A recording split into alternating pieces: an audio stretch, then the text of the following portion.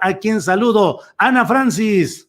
Julio, desde hace rato estoy con tú la guitarra y yo maracas.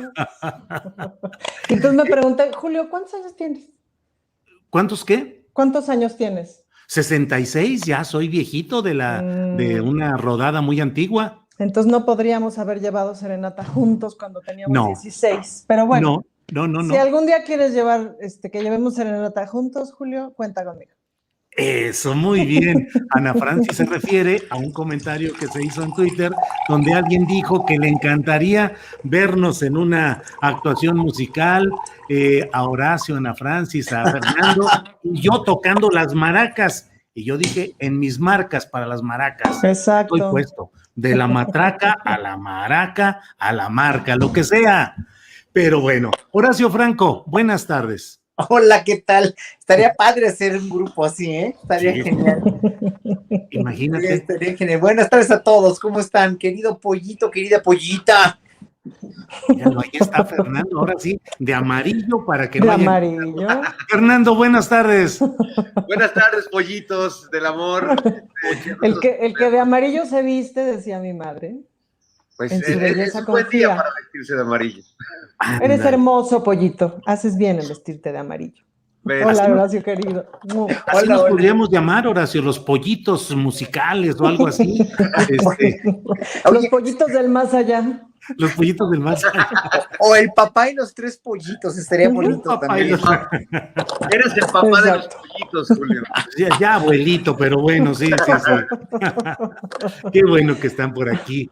Gracias que podemos empezar esta mesa del más allá. Horacio Franco. Horacio, murió Charlie Watts, el gran baterista icónico, y yo me pregunto a veces, ¿siempre es bien valorada la percusión en la música o se centra todo mundo en los instrumentos más agudos, más representativos, los que llevan toda la melodía? Y lo pregunto para pensar un poquito también en la política, pero ¿qué tanto este tipo de ejecuciones musicales contribuyen sustancialmente a una buena representación musical o hay instrumentos más importantes que otros? No, esa es una gran pregunta, porque le diste al clavo en la etiología de la música, la razón de ser de la música. Nosotros somos música, los seres humanos somos música desde antes de nacer, porque tenemos en el vientre materno el corazón de nuestra madre. ¿Qué quiere decir esto? La frecuencia cardíaca es el sentido del ritmo, o sea, la constante de frecuencia cardíaca, no de pa, pa, pa, pa, pa, pa, pa. Ese sentido del ritmo que traemos inerte en nosotros, innato en nosotros, y luego nuestra misma frecuencia cardíaca, cuando ya empieza a trabajar nuestro corazón, la empezamos a percibir. Incluso ha habido estudios muy interesantes de cómo se sincretiza la frecuencia cardíaca nuestra y la de la mamá en el subconsciente antes de nacer. Eso es muy interesante, cómo van complementándose.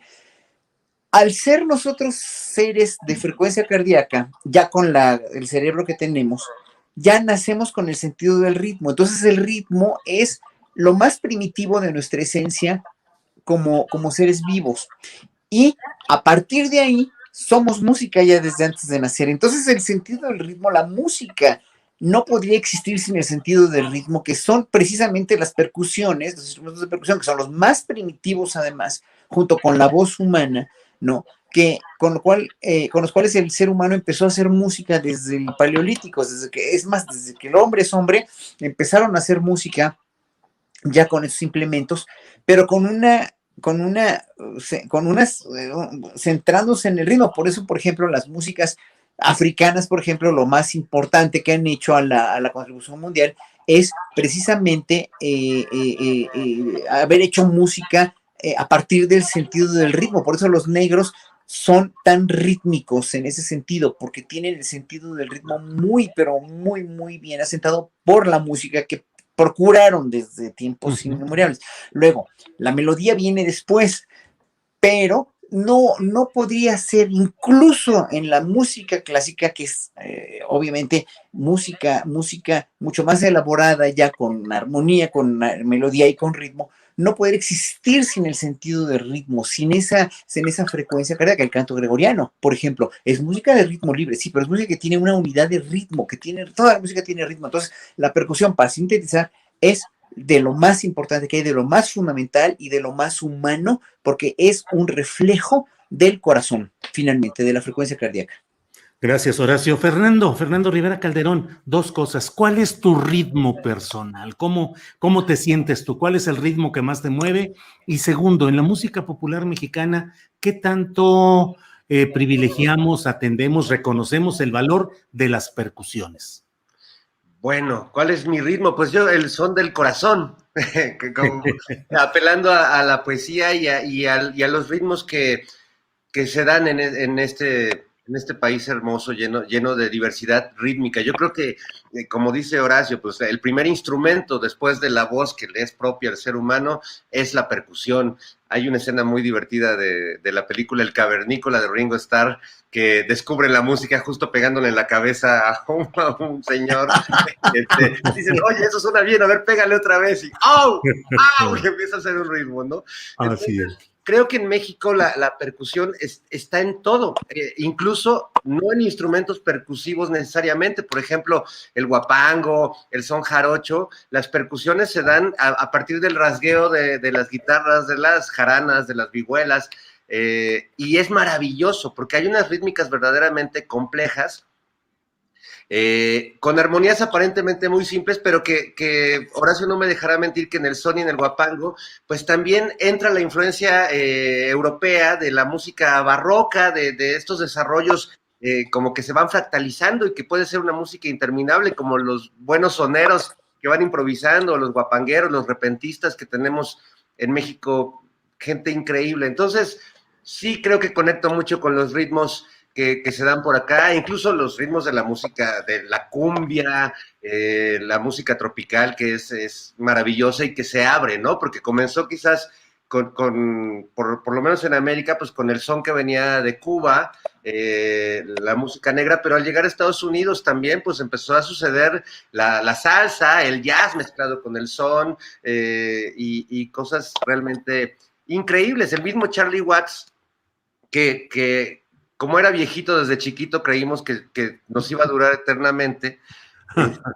Es un gran ejemplo de cómo se mezclan. Él pues le toca con los Rolling Stones, sobre todo a los inicios, pues querían tocar blues al estilo negro americano, pero Charlie Watts también tenía la influencia del jazz. Era en realidad un jazzista tocando rock, un hombre muy discreto, a diferencia de muchos bateristas que les encanta dar maromas, aventar las baquetas. Charlie Watts siempre fue como muy limpio, muy discreto para tocar, pero era completamente efectivo, tanto que pues bueno, su muerte es como si se perdiera realmente alguien de la familia. Lo hemos escuchado tanto, hemos bailado tanto con la música de los Stones, y bueno, una banda tan longeva que se quiebre de este modo, pues siempre duele, ¿no?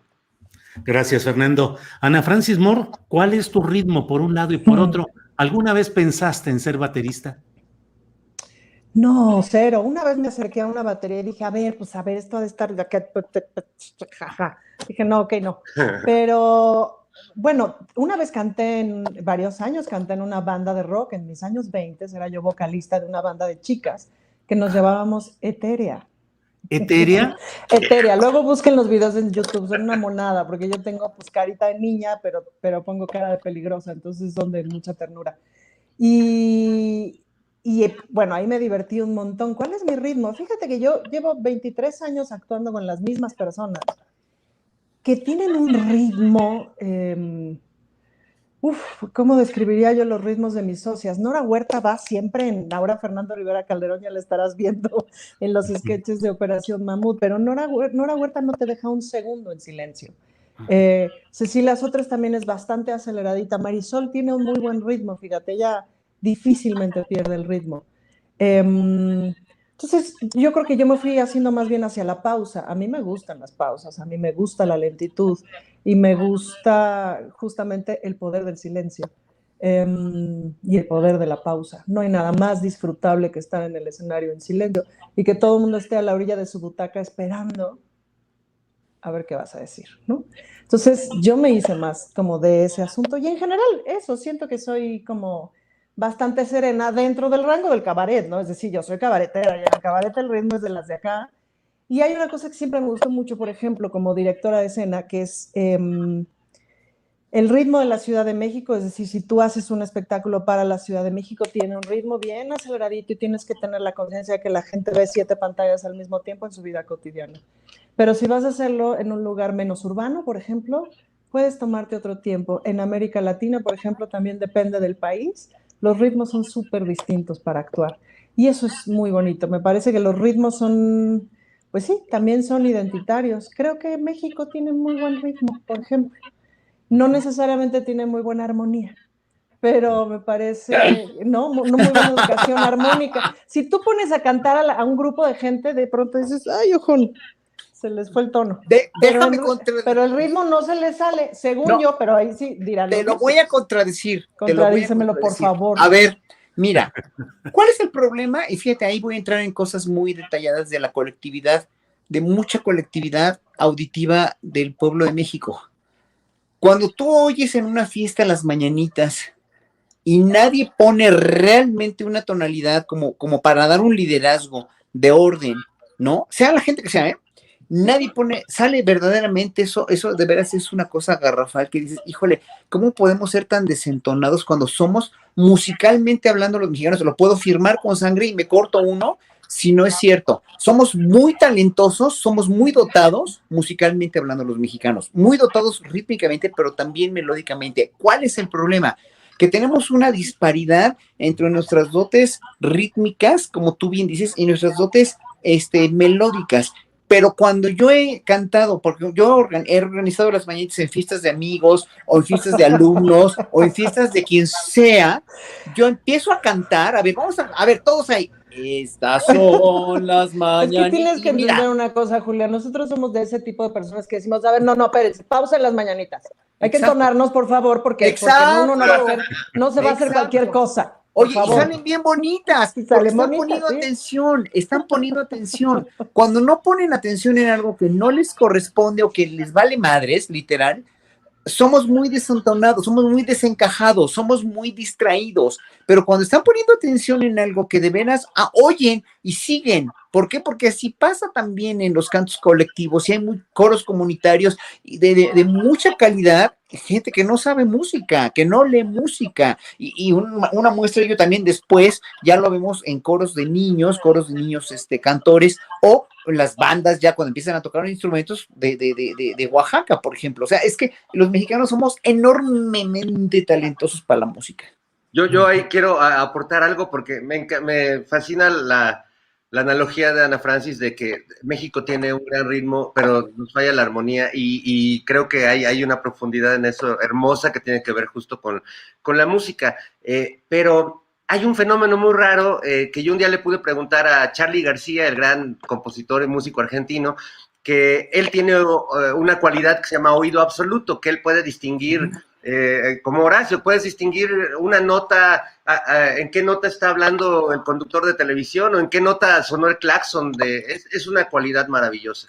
Y él la tiene. Y le decía, ¿cómo le haces cuando estás en un concierto, en un estadio, ¿no? Porque cuando cantan pocos en un bar o cantamos las mañanitas, pues todos desafinamos o aplaudimos a destiempo. Pero cuando es un estadio, le digo, ¿qué pasa cuando canta tanta gente desafinada al mismo tiempo? Y me dice, pasa algo muy loco, se afina. Cuando tanta gente, y tiene que ver con lo que dice Horacio, cuando tanta gente pone su misma atención y se concentran, y esto aplica hasta para la política, ¿no? Pues sí. Estamos viviendo justo un proceso que tiene que ver con un gran estadio de mexicanos repartidos en todo el país, que nos concentramos en algo y cantamos y logramos hacer un coro que estaba afinado, extrañamente. Pasa en los conciertos, pasa en la política, porque el ritmo y la música pues están en todo. Tú a la hora de hacer este espacio, Julio, pues también le aportas un ritmo a la información y si ves que uno se está colgando, empiezas a hacer caritas y así para que la cosa fluya y el ritmo continúe. Claro, claro. Bueno, vamos ahora sí a recuperar el ritmo con Horacio Franco, que fue a quien primero comenzamos esta ronda de preguntas. Horacio, ¿cuál es el ritmo, la melodía y la armonía del solista Ricardo Anaya en estos momentos? ¡Puta! Mira, y eso ni porque tocó la flauta, que bueno, ya me he comparado con él, que si le doy clases o que no sé qué rollo con este señor. No hay, no, mira, ¿cuál es la situación musical de Ricardo Anaya? Es que es tocata en fuga, ¿no? ¿Eh? Es tocata en fuga, por lo pronto, ¿no? Ahorita es tocata y fuga, precisamente, pero pues este hombre lo único que ya está dejando ver en sus manifestaciones, en sus manifestaciones de video. La última me pareció ya muchísimo más definitoria y muy profunda del rictus que le ves. Yo no soy analista de movimientos, ni de cómo se llama, ni se está metiendo un ruido por ahí, Sí, ¿verdad? sí, así se está metiendo un ruido por ahí. ¿Quién está cantando las mañanitas antes de tiempo? No. O sea, No, ¿a qué? Bueno, ya, adelante. Bueno, entonces te decía. Pollito, es de tu, sí, mira, cuando te pones en silencio, Pollito, se quita. A ver, sí. me voy a poner. Sí, ya se quitó. Ya se pollito, quitó. es que es un pollito rebelde. Sí. Pero bueno, el rictus que tenía en el último video ya lo deja ver muy claro. Te digo, no soy analista de estos rasgos fisonómicos ni nada, ni fisonomista así para captar la psicología, pero está totalmente desencajado. Los ojos cada vez proyectan más odio, pero también el rictus de aquí de las comisuras como que proyecta inseguridad y proyecta como que está acorralado el señor, ¿no? Ya no sabe ni cómo decirlo, o sea, está contenido con una ira y con un miedo, más que nada ese miedo y obviamente el odio y el miedo y todo, es un dejo de desvirtudes, cómo se expresa, ¿no? Eso a mí me lo vibró, yo en ese sentido, que no soy fisonomista así analítico, pero me vibró una cosa muy fea, ¿no? Me lo había vibrado antes. Y por otra parte, o sea, dices, bueno, ya, el señor Anaya pues está diciendo, lanzando patadas de ahogado, defendiéndose como se puede defender, obviamente, ¿no? Hasta que no se le demuestre. Y eso es en lo que yo tengo problemas, en cómo se le va a demostrar, por qué atrasar todo eso hasta octubre, por qué se arma un expediente o por qué se dicen cosas que no corresponden a las fechas, si es que así es, por qué la fiscalía no da más la cara y no ejecuta más. Como debería ejecutar. Esa es mi única desazón, mi única desesperanza, o sea, mi única pregunta y duda de como ciudadano, pues, ¿qué va a pasar con esto? ¿Va a pasar lo mismo que ha pasado con tantos otros casos? ¿O que de veras en un momento dado van a sacar la caja de Pandora y ahora sí van a abrir todos los casos que tengan que abrir y van a procesar a la gente que tengan que procesar? ¿O nos vamos a quedar así todo el tiempo como si nos estuvieran dando a todo el con el dedo? O sea, ya basta de una fiscalía que no está, aparte de que aparentemente no está actuando, no está armando los expedientes con una formalidad y una eficiencia y yo creo que de una manera bastante mediocre, creo yo, y por otra parte, tampoco está en un momento dado comunicando al pueblo, no es que nos faciliten los expedientes, pues, ¿no? Si los deberían haber facilitado al caso de Ricardo Anaya, pero dices, bueno, o sea, un poco más de comunicación, señores, estamos trabajando, vean que estamos trabajando, aquí hay, no hay nada. El presidente lo respeta, bueno, qué bueno que yo respeto que lo respete, ¿no? Pero a fin de cuentas los ciudadanos estamos así que, bueno, pues ahora sí como el chinito, ¿no? Nomás milando a ver a qué hora y a ver a qué hora no, pues, ¿no? Terrible. Sí. Mira, Celia Ortega en el chat dice, Julio, no te la jalapeños con esa pregunta. Requiem en tocata y fuga de un pollo en congeladora. Eso dice Celia Ortega. Fernando Rivera Calderón, activando tu micrófono, por favor. Y bueno, ¿cuál sería ahí tu referencia musical, en este caso, de Pollitos en Fuga, de Ricardo Anaya? Pues sí, bueno, si fuera música clásica como es tocata y fuga, en tono menor, porque la verdad es que Anaya suena en tonos menores, no prende, no conecta, no es empático, y yo creo que la canción que, con perdón de Facundo Cabral, pero que le viene a la perfección, es la de no soy de aquí ni soy de allá, no tengo edad ni porvenir, y hacer ridículo es mi color de identidad. O sea, es increíble que nos haya vendido un exilio imposible, porque ¿cómo te puedes exiliar de un país donde no estás? ¿No? ¿Cómo puedes? Es un sinsentido eterno. Creo que es un personaje que justo carece de ritmo, que carece de armonía consigo mismo.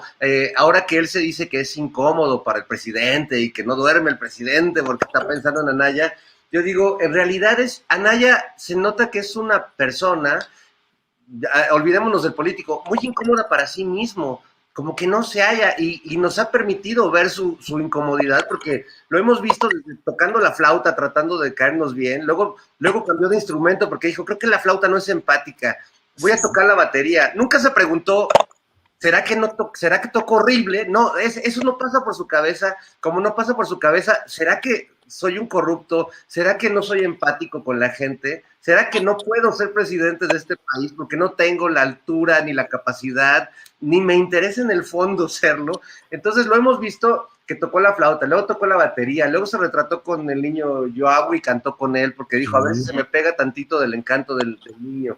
Luego empezamos a ver que se empezó a morenizar, le salió cabello como Alex Sintek y empezó a ponerse cada vez más oscuro su cabello. Yo temo que la próxima vez que haga un video va a traer un afro así, ya, es que en realidad se ve que está ahora es perseguido político, pero quiso recorrer el país y se cansó al tercer viaje. O sea, pobre cuate, ¿no? Si tiene problemas, él debería resolver sus temas antes de querer resolver los problemas del país. Así es, Fernando. Gracias. Ana Francis Moore, fíjate que hoy leí en la jornada vi una caricatura de Gonzalo Rocha, que es un excelente monero de la jornada. Se titula De Pantitlán a Texas y tiene a Ricardo Anaya, que dice: la verdad, cuando estoy en México es cuando me siento exiliado. Es decir, ¿cómo ves todos estos cantos? ¿Qué serían, tejanos, o cuáles serían los ritmos y las canciones aplicables a este tema, o en Atlanta, a Ricardo Anaya? Ana Francis. Híjole, pues yo la verdad he tenido una gran semana muy entretenida con Ricardo Anaya. Además, tengo un ejercicio que hago, porque los videos me resultan muy aburridos porque no tiene ritmo el güey. Entonces, de pronto te resopla 7 minutos de quién sabe qué, ¿no? Pero entonces agarro cachitos, ¿no? Que la gente va tuiteando y así, y eso me resulta muy divertido. Pero o le bajo el volumen, y entonces, claro, verle la cara, como dice Horacio, pues es de gran diversión. Es un mal actor. Viri Ríos puso por ahí en Twitter, es un meme, él en sí mismo es un meme. Con una historia absolutamente incongruente, exiliado desde Texas. Yo dije, bueno, pues este es de los esperanzados que considera que Texas debería seguir siendo México, probablemente tiene razón, ¿no? Entonces ya por eso se siente exiliado. Y pues con las preguntas que todos nos hacemos, es decir, yo tengo amistades que no están nada contentas con este gobierno, que aman Estados Unidos, que aman esa cultura, y cuando honestamente les pregunto, ¿por qué no te vas a vivir a Estados Unidos si te sentirías mejor? Pues porque no les alcanza, porque no es barato, pues, ¿no? Porque la vida ya es cuando menos 4 o 6 veces más cara que aquí, pues, ¿no? Necesitarías ganar como el sextuple de lo que ganas. Y entonces, si este brother, pues, tiene una buena parte de su vida allá, otra buena parte de su vida acá, ¿con qué la paga? ¿De qué trabaja? ¿De qué vive? No sé si a ustedes les pasa, pero siempre que conoces a alguien dices, bueno, ¿tú de qué vives, no? Pues eso siempre llama la atención. Me llama muchísimo la atención de dónde tiene tanto dinero para sostener esa vida y su carrera de youtuber. Y luego, por otro lado, me llama mucho la atención, ¿quiénes serán sus asesores de comunicación? Me imagino la escena, ¿no? En donde, mira, Ricardo, vas a hacer esto. Aquí te ponemos la cámara y le hacemos unos acercamientos y hacemos, ¿no? Ya nomás le falta la música telenovelera para que seas más contundente, mano. Y le dan una cierta dirección de escena, ¿no? Así de, no, aquí ponle más énfasis. Son sus peores enemigos, pues, ¿no? Porque como bien dice Fernando, no le cree nadie. Es un horror eso. Es el tipo, nadie. ¿Ves que hay gente que además tiene la sangre pesada y hay gente que además no tiene estrella no tiene ángel? En el teatro se dice mucho así, ¿no? Ujú. Ese brother no tiene ángel, ¿qué le hacemos? Bueno, este brother no tiene ángel, no tiene estrella, es gris hasta la pared enfrente. No conecta, no, y en efecto me recuerda como esas épocas de la adolescencia en donde tomas clases de batería, pero luego de karate, pero luego de taekwondo, pero luego de gimnasia, pero luego de bailes de salón, pero luego, ¿no? Y para acabar en física en la universidad. En fin, que estás probando a ver qué te sienta, pues a saber qué le siente a este brother, pero lo que sí es muy misterioso es de qué vive.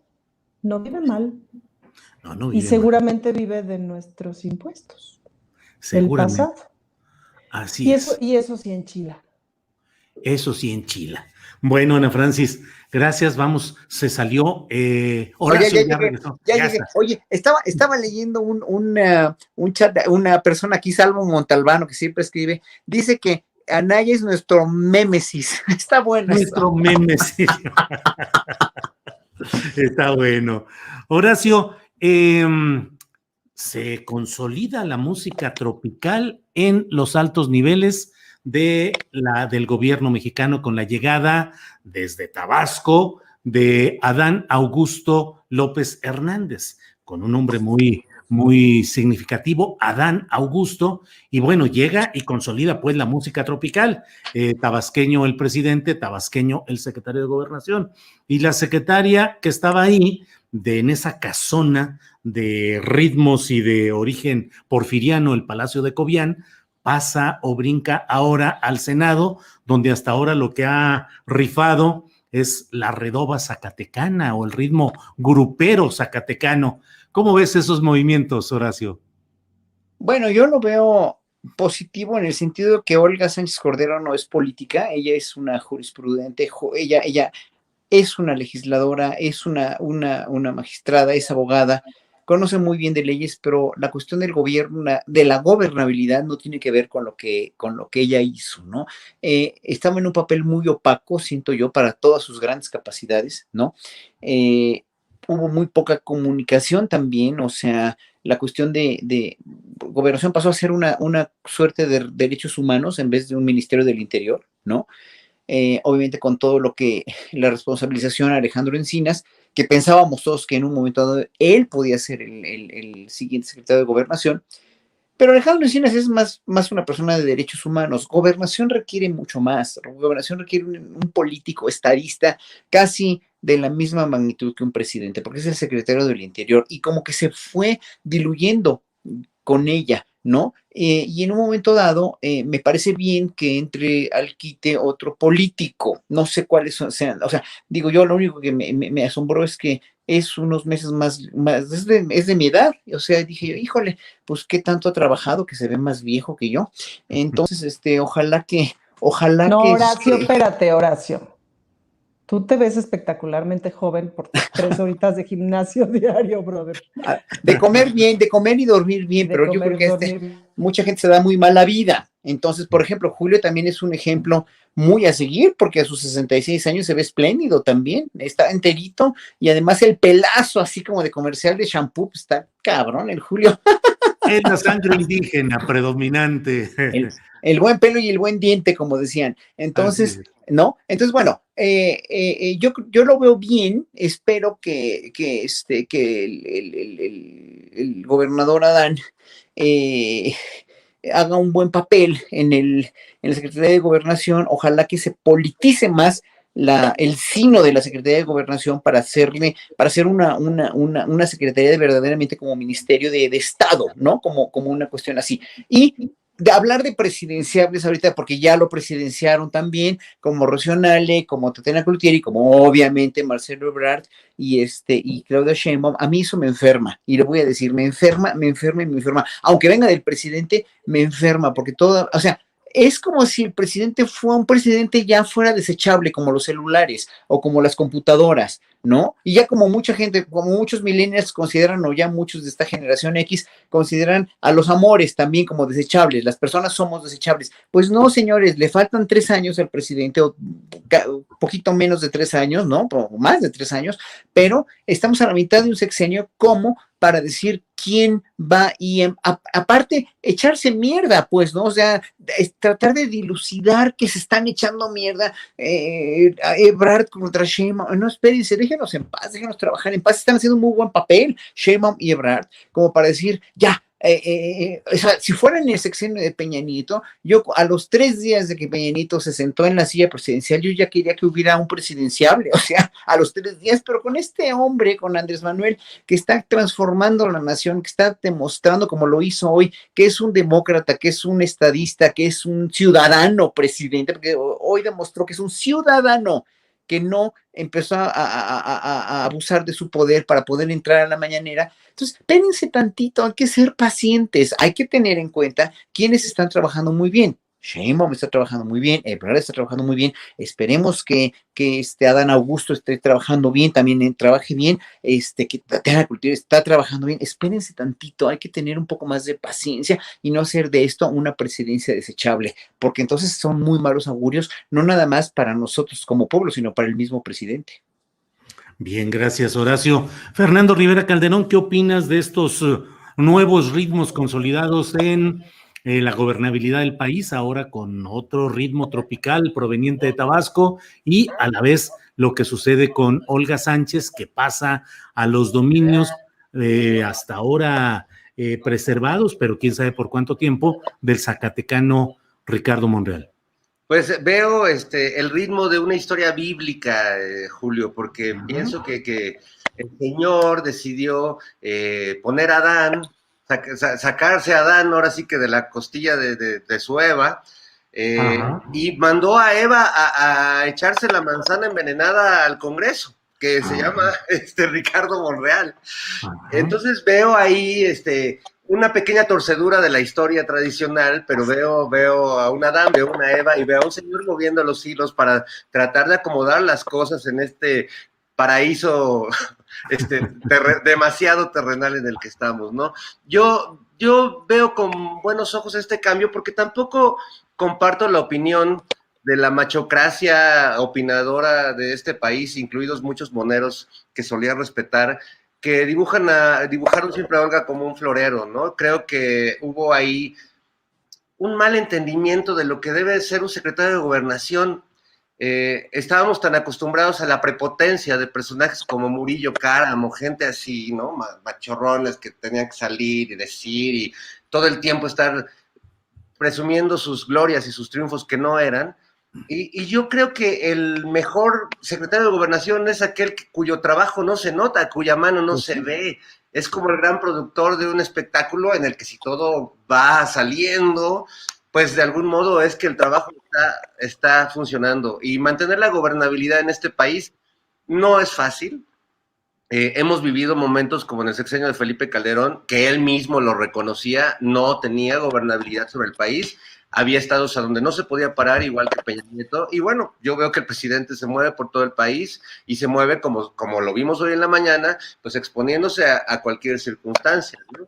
Me gustó mucho su posición en ese sentido, y creo que los compañeros de la CENTE deberían también recordar el trato que les dio el régimen de Peña Nieto y el régimen de Calderón, porque no era el mismo, les echaban a los granaderos, se iban a los trancazos, apresaban a sus líderes, entonces no olvidemos, ¿no? Y también dimensionemos lo que implica el trabajo de un secretario de Gobernación. Yo creo que si Olga va al Congreso es porque es un funcionario eficiente y en quien el presidente confía de que pueda ayudar a equilibrar las cosas de ese lado donde se están desequilibrando un poco las cosas, ¿no? Entonces, y sí quisiera hacer mención de ese tema del florero, porque sí me parece que fue un dibujo, una caricatura, más que apelando a una crítica verdadera por sus verdaderos actos, logros o compromisos que no hizo, creo que tiene que ver con el machismo con el que juzgamos a cualquier mujer que está en un cargo público, ¿no? Yo no sé si Ana esté de acuerdo conmigo, pero creo que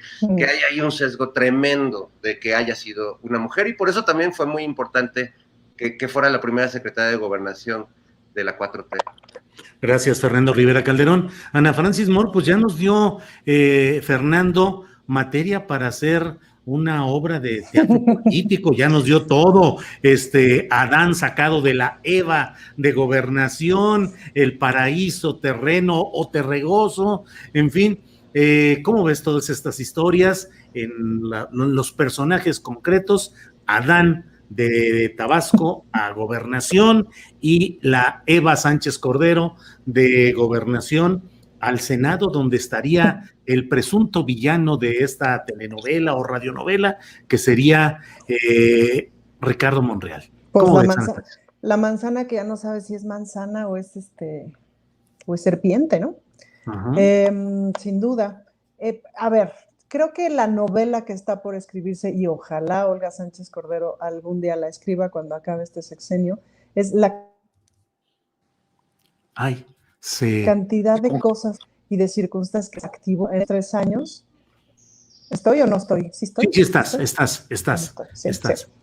Decía yo que la novela que está por escribirse, me parece, es que ojalá algún día Olga Sánchez Cordero nos cuente la cantidad de problemas que desactivó desde la Secretaría de Gobernación para que este país pudiera funcionar los 3 primeros años del primer gobierno realmente democrático en la historia moderna de México.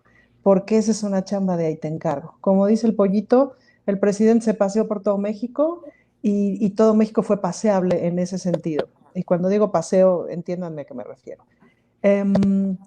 Y sí, en efecto, me parece que tuvo un estilo muy suave, muy poco cacareador de aquí les estamos echando la verdad histórica encima, ¿no? Al contrario. Y sí siento que también, o sea, que ha estado juzgada desde este machismo de no sé qué esperaban de un secretario de Gobernación.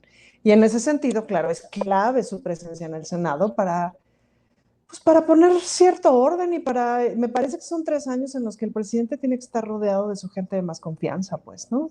En ese sentido, pues el movimiento de Adán a la Gran Tenochtitlán me parece bastante acertado, a la Gran Tenochtitlán de Bucareli me parece bastante acertado. Me queda claro que es un hombre de todas las confianzas del presidente, que tiene que garantizar la operatividad del país, pues, ¿no? Es decir, tienen que garantizar que las cosas lleguen al lugar al que tienen que llegar y que no se destrampe nada, no es nada sencillo. El gran mensaje me parece es para Monreal, el gran mensaje me parece es para la oposición, cualquier cosa que esto signifique, porque como dijo aquel, no hay líderes, Julio, no hay líderes, ese es otro gran actor. En fin, no, y ese es un mensaje, me parece, es una movida de tablero de ajedrez. Yo estaba ayer en la reunión de mujeres políticas en donde estaba Olga Sánchez Cordero en Los Pinos.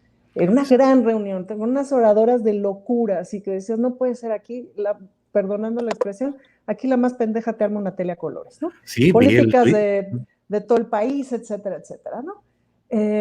Y justo Olga iba a hablar cuando de pronto salió a este asunto que después nos enteramos por las redes del cambio de juego.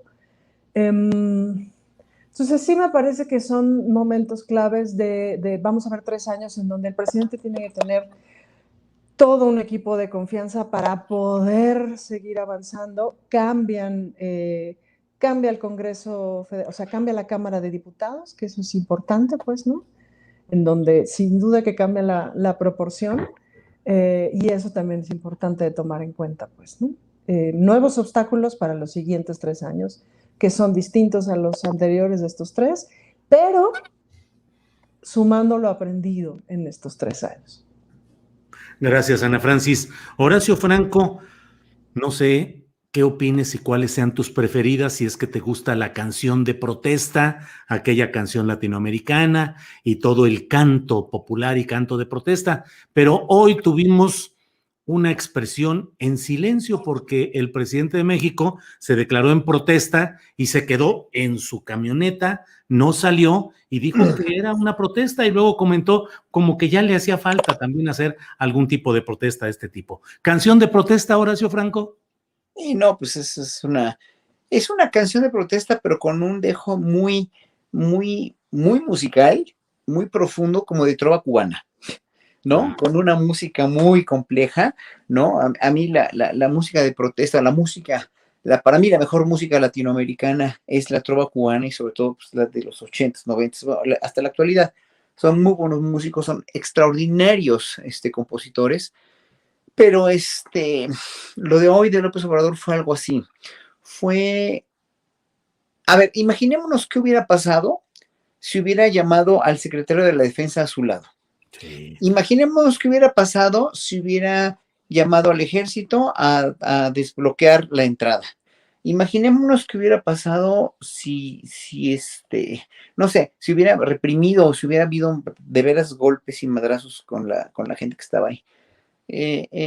Y eso es lo que hubiera pasado si hubiera sido un presidente como los anteriores, ¿no? Simplemente y se hubiera callado y hubieran amenazado a los medios de comunicación y se hubiera hecho todo, o sea, para que la oposición no diga, o para los que están en contra de López Obrador no digan que es un dictador, pues yo creo que se portó como, precisamente acabo de tuitear hace ratito, pues se comportó como un verdadero ciudadano. El ciudadano presidente, ¿no lo anuncian así? A ver, con ustedes, el ciudadano presidente de los Estados Unidos mexicanos. Bueno, ahora sí se portó como ciudadano, como nos portaríamos cualquiera, o sea, no puedo entrar, pues ni modo, me quedo aquí así, nada más, impasible. Sí, voy a tratar de quedar bien con la audiencia que está esperando la mañanera, lanzando un mensaje, porque soy el presidente, soy el ciudadano presidente, pero nada más eso y ya, ¿no? Y obviamente la gente tendrá todos los argumentos posibles para querer tener una audiencia, que son argumentos más locales que federales, ¿no? Eso ya y además coincido mucho contigo, Julio, en la videocharla que diste en la mañana, que cada vez estamos más polarizados y más divididos en una izquierda ciudadana a una izquierda mercenaria del voto, partidista, del voto, ¿no? Y o sea, que queremos finalmente la izquierda que quiere a priori el poder, ¿no? El per se, el poder, o que quiere ser izquierda simplemente sin tener en cuenta todas estas demandas populares o todas estas cuestiones en las que animalistas, en las que feministas, de a de veras, en las que culturalistas, ¿no? La gente de la cultura, etcétera, estamos metidos desde hace años en la izquierda, periodistas como tú, etcétera, ¿no? O sea, es una izquierda que cada vez se está separando más de lo que implica el poder político de una izquierda mercenaria del voto. No digo que no los necesitemos, obviamente necesitamos de Morena, necesitamos de un movimiento, pero Morena se tiene que convertir en un partido que es movimiento. Y ahorita yo siento en un momento dado que con toda esta hiperpolitización e hiperambición e hipermanipulación de muchos personajes de Morena, se está esto partiendo cada vez más, ¿no? Y lo que más le conviene a la oposición es ver a una izquierda separada que unida, ¿no? Porque ellos se están uniendo aunque se odien y se detesten y estén muchos en contra de Anaya y muchos en contra de otros, al rato se van a pelear porque es condición humana, obviamente, y más gente tan visceral como Claudio X González o el de Hoyos o quien sea, ¿no? O los panistas, por Dios, o sea, dices, al rato no van a poder sostener juntos una alianza tan fácil por un bien común, porque no tienen un bien común. El bien común que tienen, el único bien común que tiene la oposición es destronar o totalmente quitar al observador del poder. Es el único bien común que tienen. Pero la izquierda deberíamos tener todos, pues, un bien común colectivo englobado en un movimiento, que ese movimiento se llama Andrés Manuel López Obrador y se llama Morena. Es una regeneración nacional que finalmente tenemos que ser partícipes todos, no nada más él. Y yo creo que sí dio un ejemplo de civilidad y de buena voluntad también, ¿no? No dejándose chantajear en ese sentido. Y obviamente sí, él les ofreció. Ahora, que lo cumpla, ¿eh? O sea, es importantísimo que todo eso se cumpla. Y en eso tenemos que estar observadores, los ciudadanos, los periodistas y todos los que lo apoyamos, porque el hecho de que él cumple una promesa es no nada más un voto para él, para que le dejen de decir dictador y que echar mierda, no, es una cuestión de confianza y de seguridad para nosotros como pueblo que está apoyando y que quiere que cambien las cosas en México. Gracias, Horacio Franco. Fernando, dentro del... ¿Cuál fue el valor del silencio hoy como parte de la ejecución musical de Andrés Manuel López Obrador en Tuxtla Gutiérrez ante la protesta? ¿Cuál fue el valor de ese silencio en una ejecución musical? Pues creo que como muchos actos del presidente, que siempre puede sorprender en momentos así de tensión y de dificultad. Creo que el mensaje es muy claro, porque además hoy toda la mañana vi a muchos de los haters de la 4T diciendo, ya encontramos la manera, así sí se enoja, así sí lo logramos.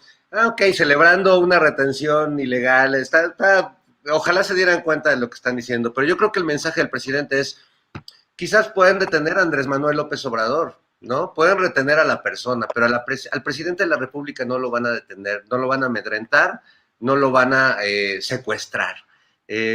Yo aquí estoy, yo aquí me quedo porque tengo más paciencia que cualquiera de los que están aquí a mi alrededor. Entonces, pues a ver quién se cansa primero. Y bueno, pues se cansaron primero, ya sabemos quiénes. Yo no sé qué sientan los líderes de la CENTE de ver todo el día de hoy que son aplaudidos por los que los reprimían el sexenio anterior. No sé qué se sienta convertir una lucha que tan dura que han librado durante tantos años para ser considerados y que ahora sean realmente aplaudidos y retuiteados y celebrados por esta gente que antes pues eran los que les echaban a los granaderos, ¿no? Entonces, bueno, a mí me gustó el mensaje del presidente, sí creo que no se puede amedrentar al presidente de la República, y si están viendo la oposición esto como un recurso, pues me parece que es muy bajo, ¿no? Que es muy bajo robar ese tiempo que sabemos que pues el presidente lo usa para informarnos a todos de lo que está pasando en el país, ¿no? Aunque no les guste, aunque no la vean, etcétera, bueno, pues es un acto necesario que además muchos de que lo vemos, interesa, no porque seamos las focas aplaudidoras o queremos escuchar a nuestro Mesías, aunque a mí sí me encanta la metáfora bíblica, pero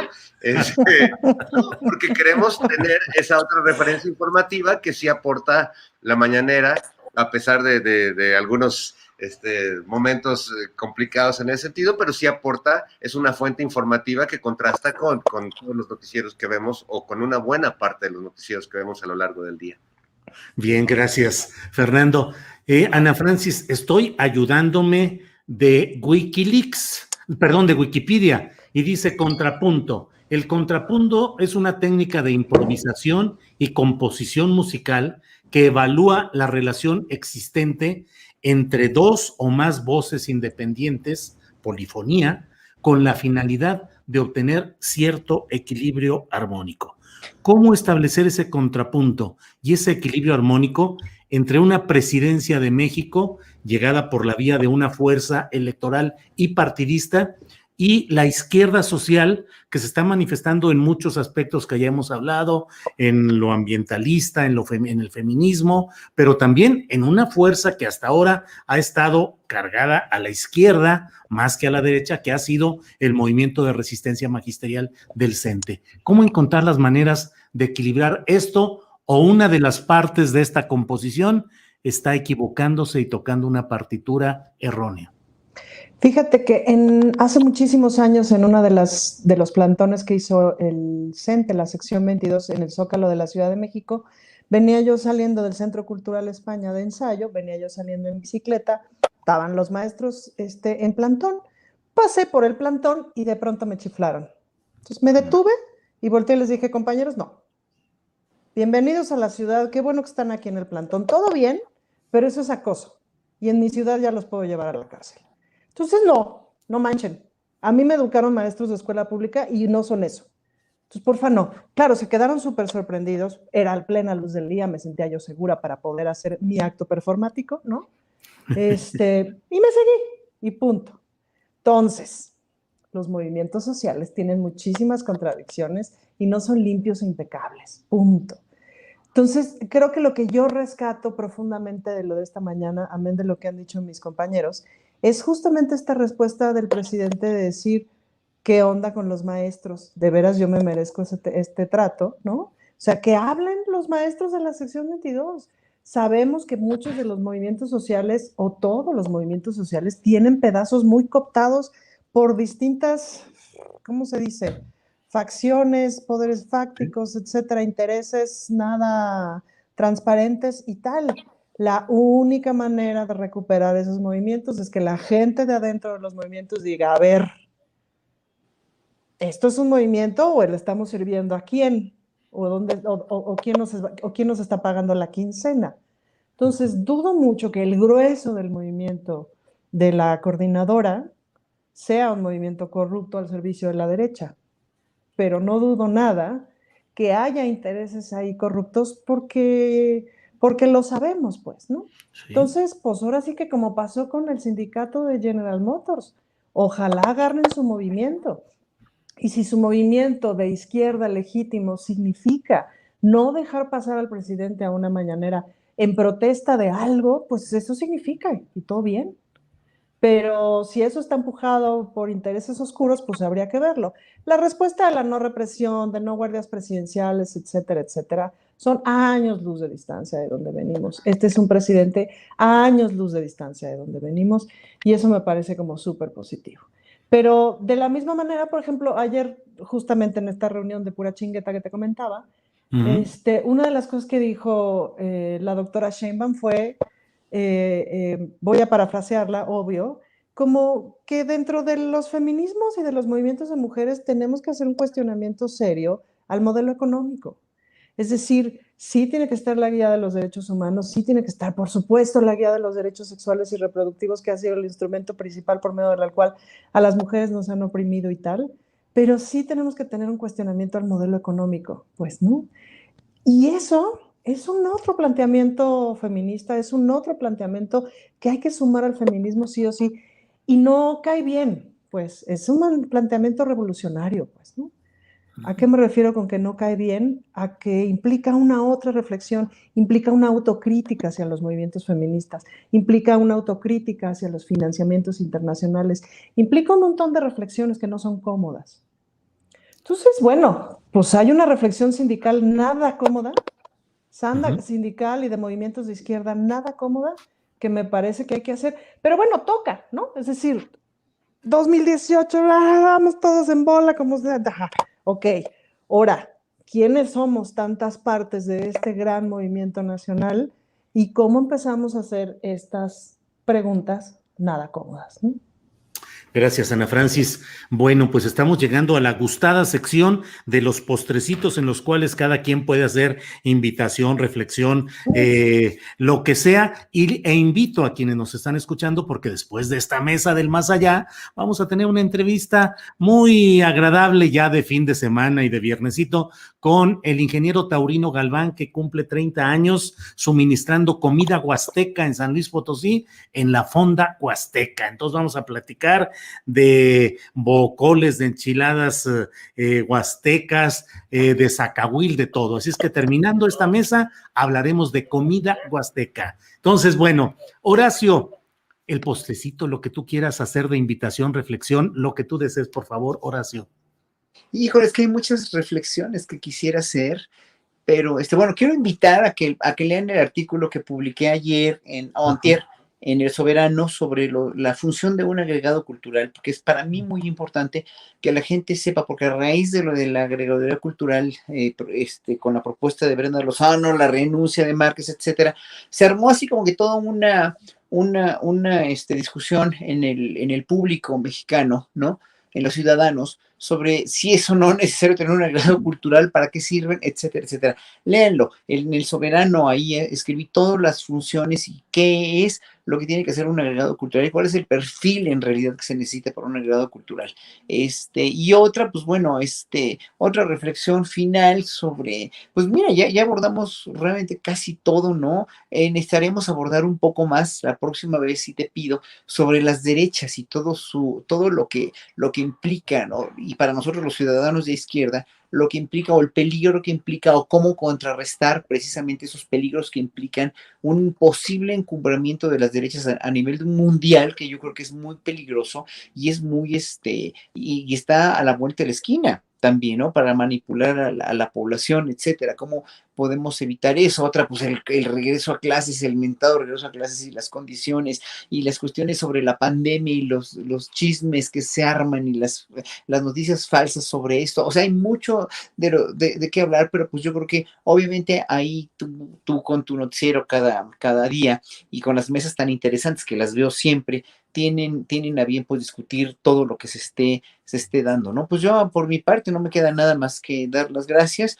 decirles que nos faltan likes también. Yo voy a poner ahorita mi chayotito aquí para Julio, porque siempre es un honor. Siempre es un honor apoyar a quien honor merece, a quien apoyo merece, porque finalmente Chayotito, chiquitito, pues es que si no pude, no, si yo fuera millonario, pues si yo fuera millonario ya habría, Chayotón, sería Chayotón.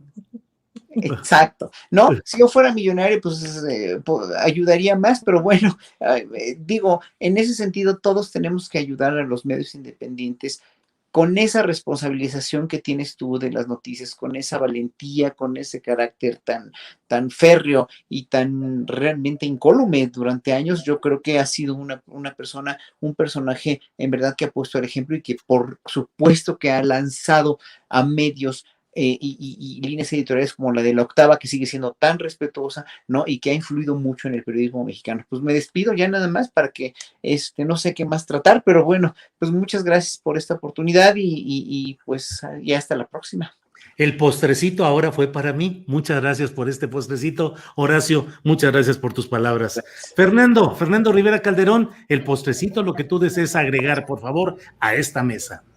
Hijo, yo quisiera agregar a mi mesa el zacahuil del que van a hablar. Sí, calla, sabrosísimo todo eso. Pero bueno, hablabas hace rato de canciones de protesta y me viene una para amenizar esta semana que me gusta mucho, desde que la oí cuando era niño, que mi papá llegó con su disco de Oscar Chávez y puso esa canción que se llama La Casita, que le va muy bien a Ricardo Naya y a su esposa Carolina Martínez, porque ya ves que después de recibir la nota de soborno, pues su esposa se compra una casa y la canción de La Casita adaptada diría más o menos que ¿de dónde, amigo, vengo? De una casita que tengo por allá en Querétaro.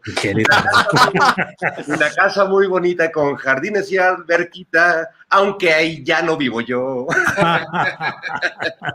Entonces, bueno, pues vaya esa canción para el playlist de la semana y pues yo le diría a Ricardo Anaya, pensando en el tema del que vas a hablar, que no le saca Will. Gracias, Fernando. Muchas gracias por todo. Ana Francis, para no compartir el postrecito con nosotros, se nos fue Ana Francis, pero seguramente debe estar por ahí, ahorita por regresar. Y bueno, pues, ¿qué habrá pasado? Fíjate nomás, esta sí es una mesa del más allá. De repente se nos desaparece y por ahí a lo mejor ya debe de estar lista para regresar. Bueno, pues caray, Horacio Franco nos envía un apoyo económico, dice el chayotito del Jotito, nos dice Horacio, gracias, Horacio, muchas gracias. Ya regresó Ana Francis, presente. Ana Francis, el postrecito ya para cerrar esta mesa, por favor. El chayotito en almíbar, de palabras, Julio, de palabras. Gracias. No, fíjate que una cosa que yo quería agradecerte profundamente es la entrevista que le hiciste a Daniela Marlene Pérez Torres, ¿no? La ex del hijo de Abascal. Híjole, porque pertenece a un grupo que podríamos decir privilegiado, ¿no? Pues sí. A una clase social, a un grupo político de fundamentalistas católicos que no le hacen ningún favor a la raza católica, ¿no? Al resto de católicos, y que allá adentro ocurren unas cosas, Julio, de terror, que en las jaulas de oro ocurren unas cosas de terror, y que pues nada, qué bueno que lo vemos, que lo visualizamos, y ojalá me parece que fue muy valiente Daniela de atreverse a hablar, porque eso no solamente significa lo que nos cuenta, significa de pronto la exclusión de todo un grupo social, significa de pronto la exclusión y la no pertenencia de un montón de cosas, y eso es bien duro, y por eso las mujeres que pertenecen a estos círculos luego no se atreven a hablar, porque no solamente se les acaba el dinero, les quitan a los hijos y tal, sino se les acaba la vida por el asunto de la exclusión. Y eso está bien, perro. Pero pues ojalá que más se atrevan a hablar y que tumbemos estos yunquistas de mierda, maridos impresentables, hombres violentos, terroristas, que se agarran de la mano de su poder para hacer estos horrores, pues, ¿no? Entonces, pues eso, me quedo, digamos, como, he visto que además a partir como de que estuvo en tu espacio, bueno, se ha ido replicando en unos otros espacios, y qué bueno, porque lo único que le puede salvar la vida a esa mujer, y cuando digo salvar la vida no es una metáfora, es justamente, pues, el apoyo mediático. Sí. Gente que da susto, verdaderos gángsters, ¿no? Sí, así es. Una entrevista difícil, Ana Francis, ¿Cómo no? porque me ganó el sentimiento, digamos, humano, más que la avidez periodística. Es decir, en entrevistas de ese tipo no me sale ser incisivo para sacar más y para tratar de que se den más datos y más cosas. No, dejo fluir el testimonio, trato de precisar algunas cosas y ya no hay más que uno quiera hurgarle o moverle, como en otras entrevistas, que se vale. Lo político es otra circunstancia, pero ante un testimonio como este que tuvimos la oportunidad de dar a conocer en el programa, pues la verdad es que se queda uno también, a veces petrificado ante todo ese horror, como tú bien dices, de todo lo que sucede ahí. Pues Horacio, Fernando, Ana Francis, muchas gracias y espero que nos veamos el próximo viernes en otro episodio de Las Mesas del Más Allá. Gracias a los tres. Adiós. Gracias.